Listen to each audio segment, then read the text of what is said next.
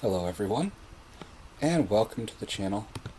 My name is Disco, and you are viewing the second episode of our series on how to level up your RPG games. Our purpose today is to take what's considered a classic RPG and one of my all-time favorite comic books, Mouse Guard, and enhance your play experience. So, some background. Mouse Guard is a comic book. If you're familiar with, like, the Redwall series of novels or Disney's Rescue Rangers, imagine something like that, but it's set in pseudo-medieval times. There's no humans around. The mice are mice.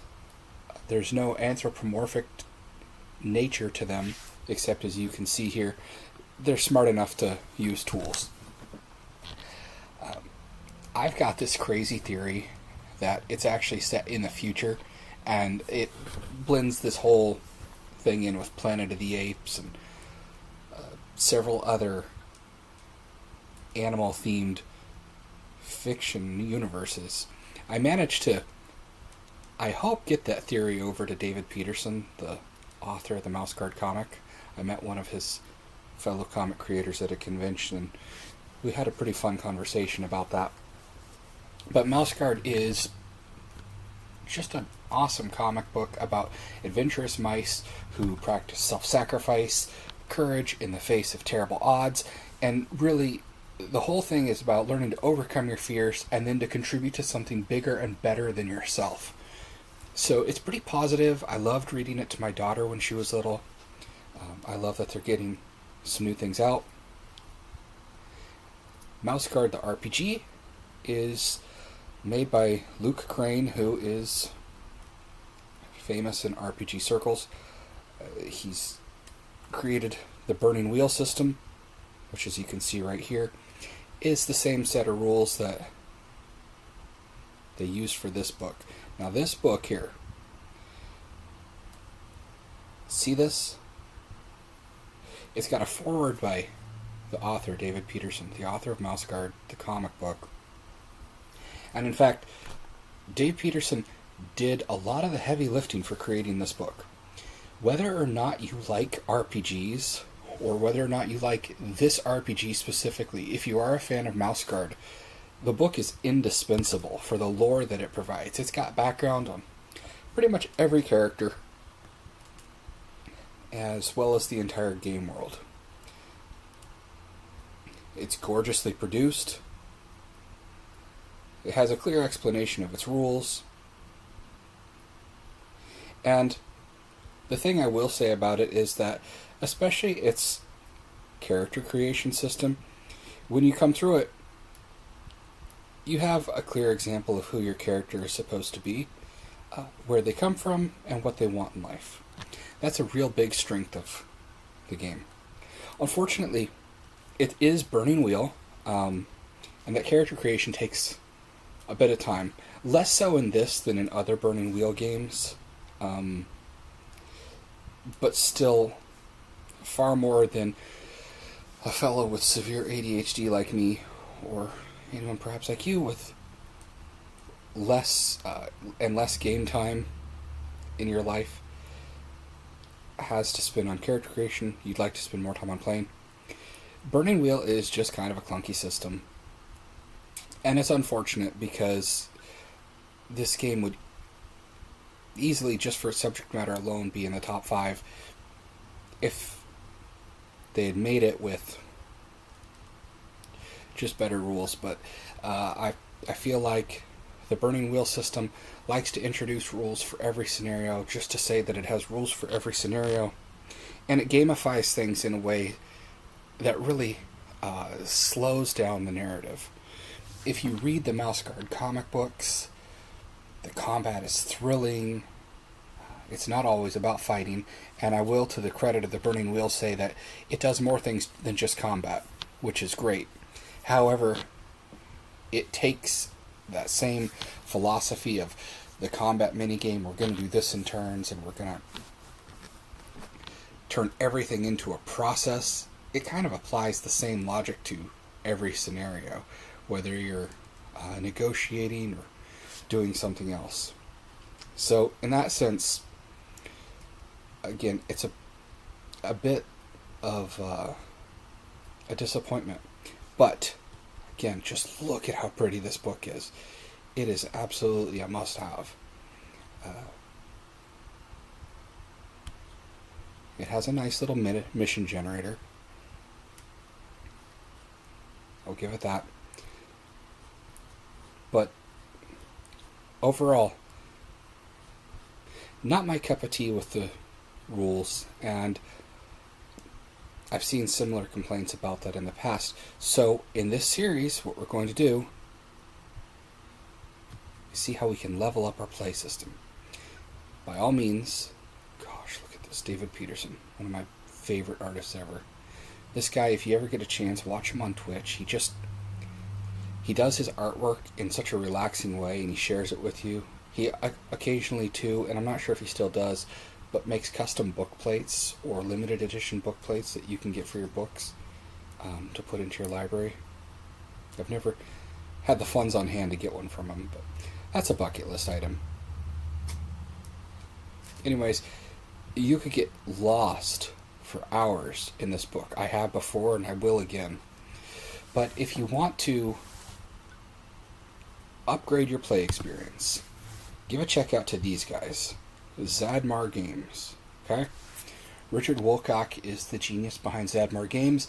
I don't know him personally, but I will say that we've interacted quite a bit online. I'm on his Discord. He's most well known for a series of games called TriCube Tales, which I've got links to everything here. But this is the core TriCube Tales book. You can pick up the PDF for just $1. Again, there's all sorts of links in the video description here. And that's a generic rule set, but it comes with this book here, TriCube Tales Micro Edition. It comes with several books. Like if we go back, I'll show you, because I've bought this. Two different, looks like 3 different layouts for the main book.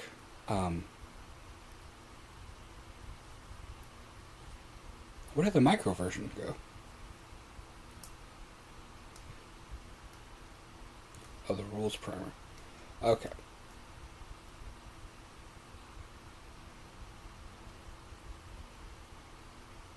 Maybe I'm looking at the solo version.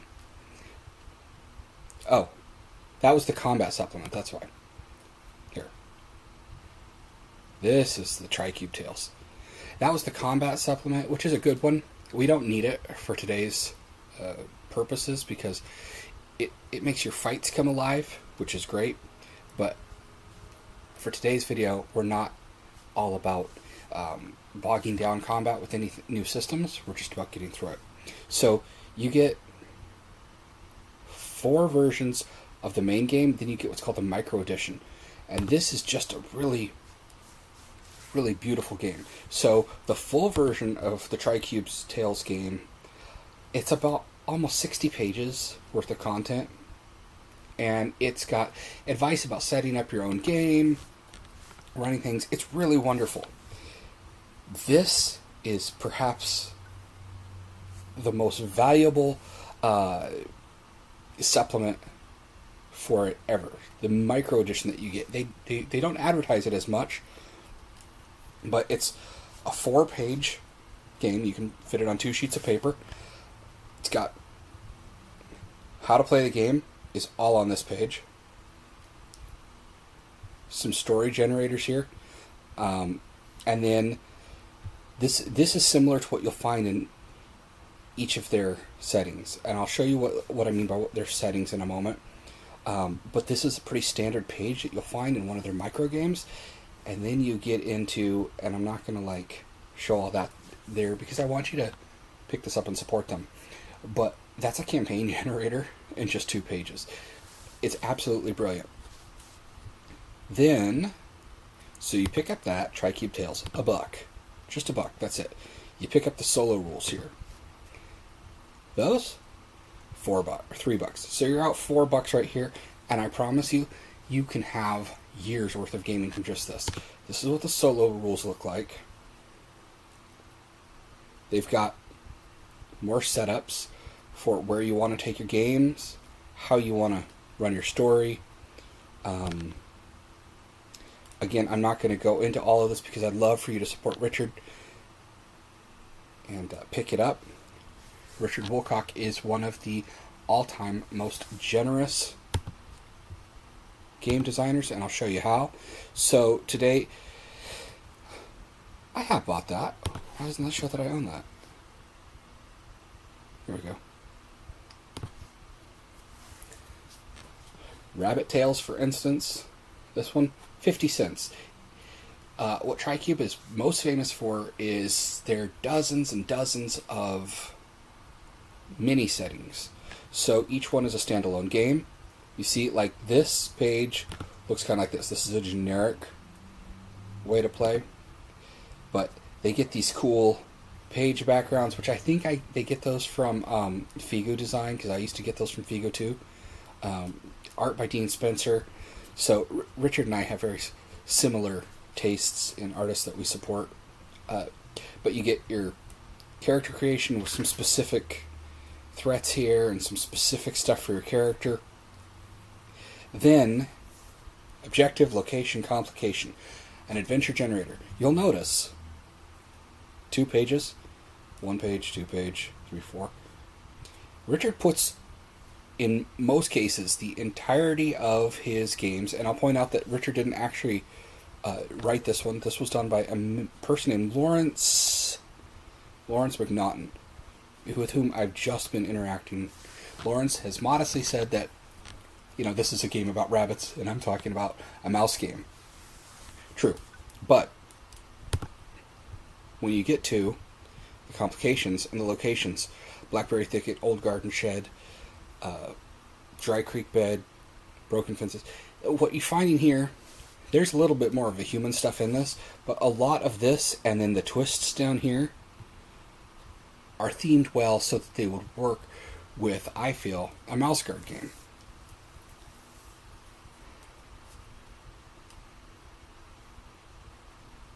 You can kind of sub out the word mouse for rabbit if you want to get something very vibey with mouse guard. And whether or not you choose to use rabbit tails or not, there's plenty of material, especially in the micro edition here, where you substitute your own thing. So here's how you create a character. It's pretty bing bang boom.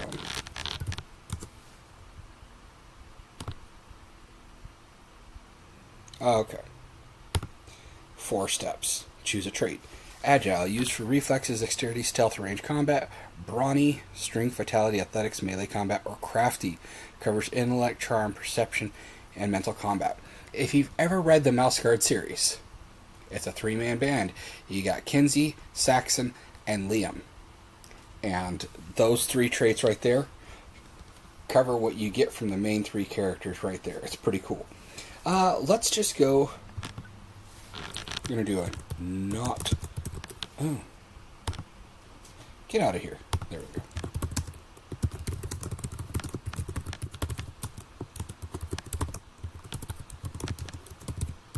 Boom. Okay. Step 2. Pick a concept. Warrior, rogue, detective, face, scout, scholar, or ace. And again, you can come up with your own one-word thing. Concept. Let's go. Our guy's an explorer. A mouse guard who spends we'll say scouts better. Scouts can explore, but it also has more of a woodland feel. You know what I mean? More environmental. Select a perk. Alert, quick, muscular, charming, expertise, describe specialty, superhuman ability. That's not really for mouse guard. Or special device. I would say perk. Expertise. Tracking. Okay.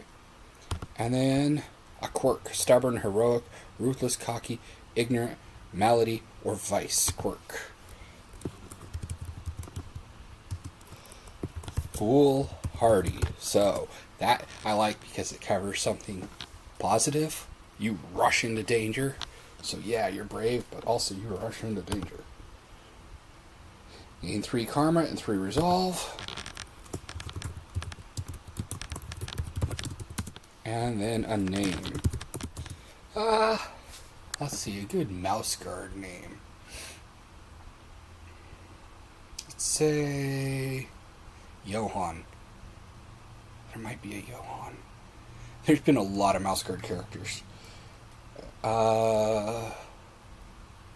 Ludwig. Okay, there we go. So, that's a character right there. There's not much to it. Basically, when you want to do something, you roll some dice. You want to roll 4 or above on at least one of those dice. You can roll between 1 and 3. So your odds of succeeding are pretty good. The more that succeed, the better.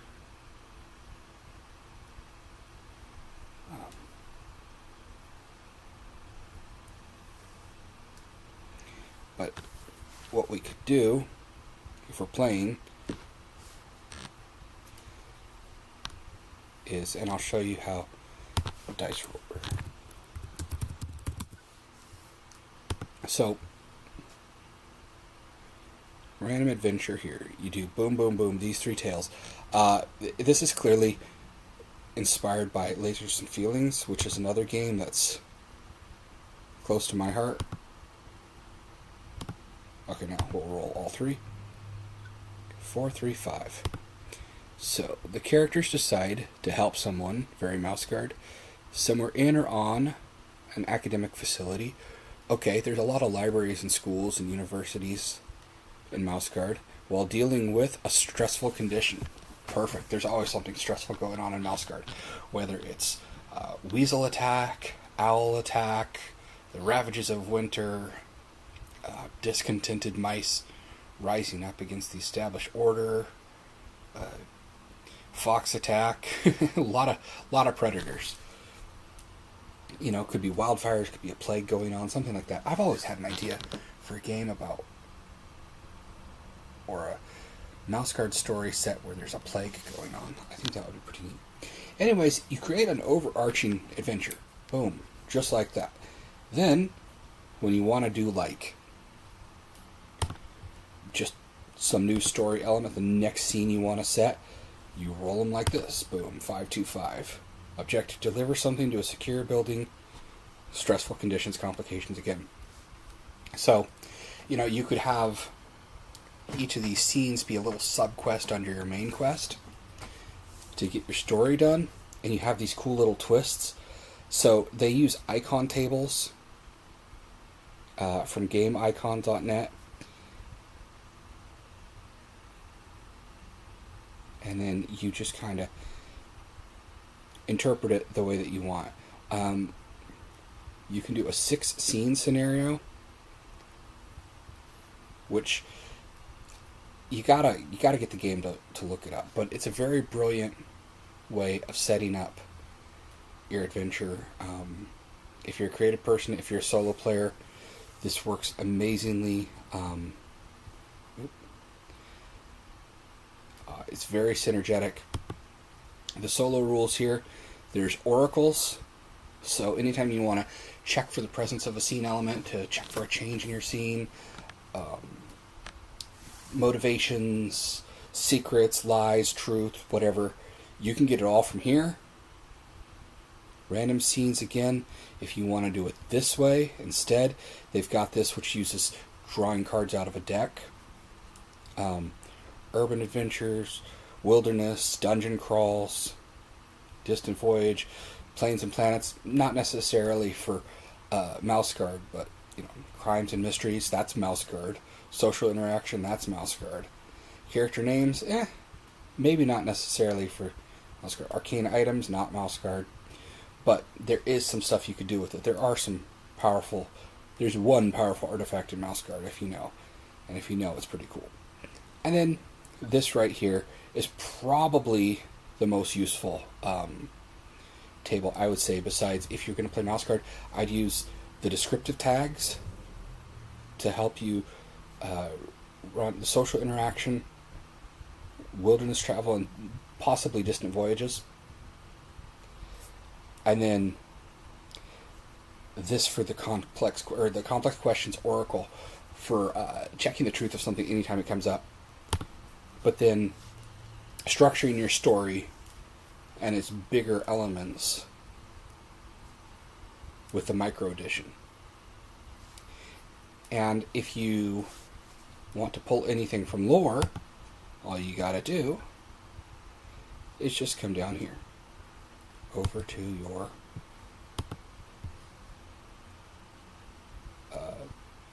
mouse guard book. So for instance, 165.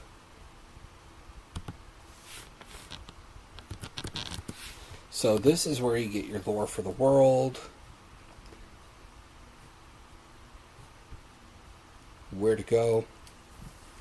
When you're detailing, especially like the travel scenarios or anything like that, I would just randomly select one of the cities from here in the territory section of Mouse Guard RPG.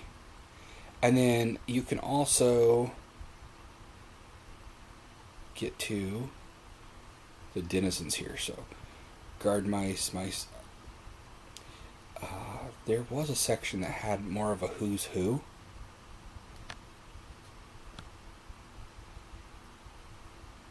This is a little bit of lore of them. But yeah, basically, mustaloids are bad business.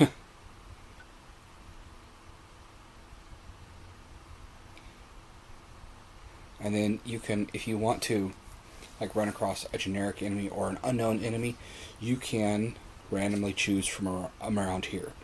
That great horned owl is going to be a big boss. Like, hawk, be a big boss. You know, anything bigger than you, because you're a mouse. And just check this section here for where you want to determine the identity of whatever you face in a scenario, or the name of whatever place you happen to be going to. You can use this page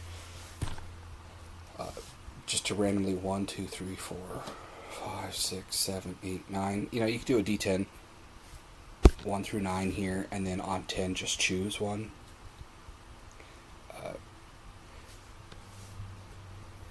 And then, that's how I would upgrade Mouse Guard. I'm going to have to go now, but we will see you all in a little bit.